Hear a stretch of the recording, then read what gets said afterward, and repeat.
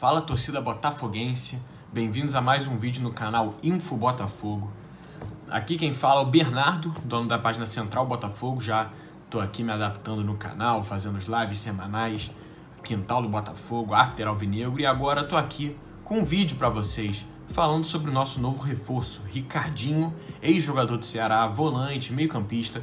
Vou falar um pouco sobre suas últimas 3 temporadas, mais ou menos, para vocês conhecerem melhor o que pode vir, o que está vindo para jogar aqui no Botafogo, vocês conhecerem o atleta, saber o que esperar, se é bom, se é ruim. Então, vou trazer aqui alguns números, algum contexto sobre suas últimas temporadas, porque é um jogador que tem uma história bem maneira. Espero que vocês gostem, deixem seu like, se inscrevam no canal, não se esqueça disso, que isso incentiva muito a gente a continuar a fazer esses vídeos.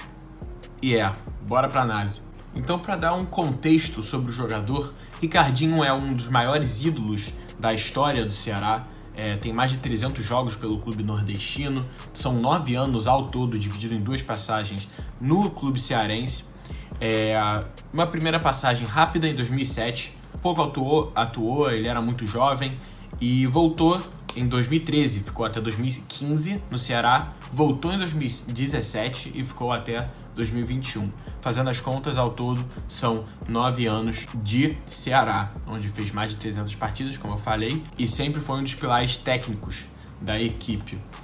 Vou falar mais detalhadamente sobre 2017, onde ele estava na Série B, com o Chamusca, 2018, onde ele já estava na Série A, 2019 e 2020.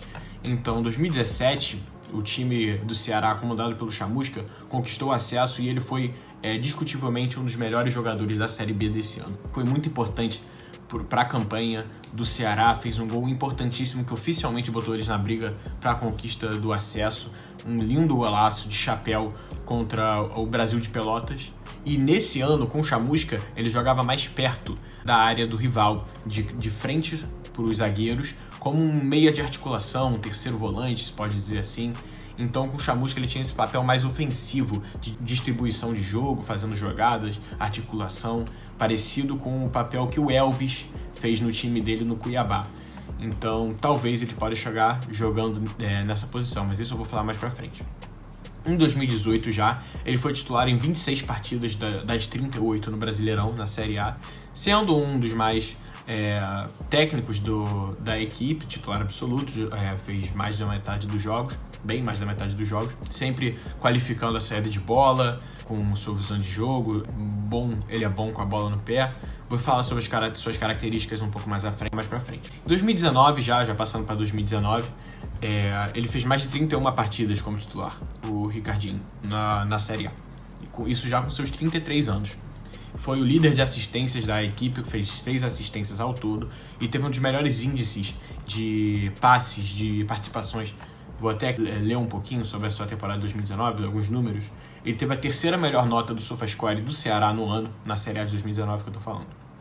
Foi o primeiro em assistências, teve 6 assistências no Brasileirão. Foi o primeiro em grandes chances criadas, ele criou ao total 6 boas chances de gol. Foi o primeiro em lançamentos por jogo do Ceará, lançamentos corretos. E foi o segundo em passes decisivos por jogo. O Ricardinho teve uma média de aproximadamente 1,6 passes decisivos por jogo. Isso em 2019, onde ele foi titular absoluto, 31 partidas como titular das 38 do Brasileirão. Então já deu para ver que ele era titular, incontestável, foi um dos pilares do time. O Ceará não foi muito bem, ficou uma posição atrás da gente, uma posição do Z4, se eu não me engano. Não fez boa campanha, mas ele sim foi um dos poucos que se salvaram da equipe. Já em 2020, o Ceará contratou o Fernando Sobral se destacando muito, um dos jogadores com melhores índices de desarme defensivos do Brasileirão. Então ele acabou comendo o banco. Mas não também, além de ser uma escolha técnica, ele ser o reserva, ele também começou a sentir um pouco a idade, bateu os 34 anos, então ele não estava 100% para ter uma sequência de jogos pesada. É um jogador que fez, em 2020, 10 jogos no total no Brasileirão, foi reserva, claramente.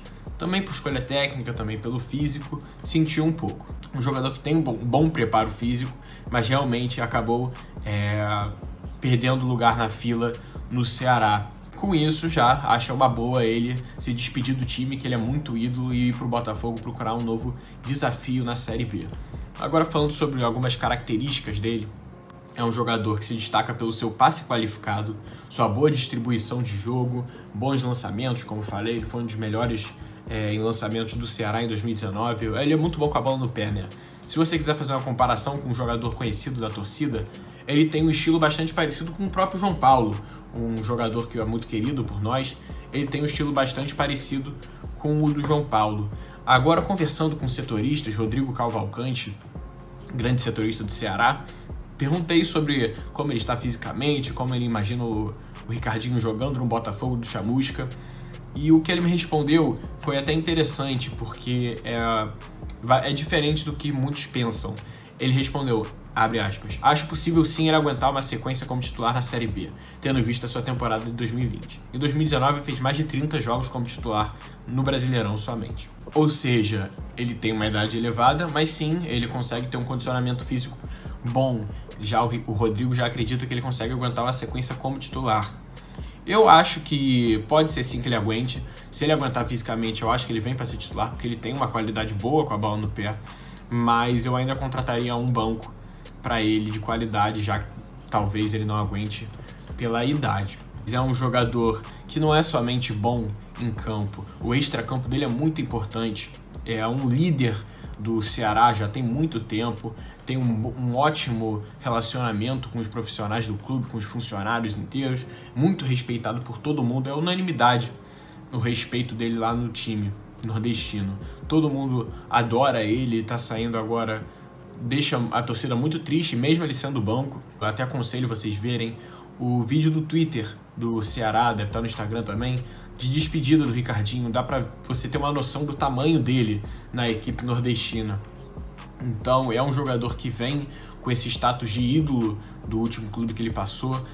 Eu acredito, agora vamos para minha opinião, eu acredito que ele vem para ser titular inicialmente, não sei se como meia ou como volante, mas é um jogador que, se manter um bom condicionamento físico, eu acredito que vem para ser titular, porque ele é realmente bom com a bola no pé.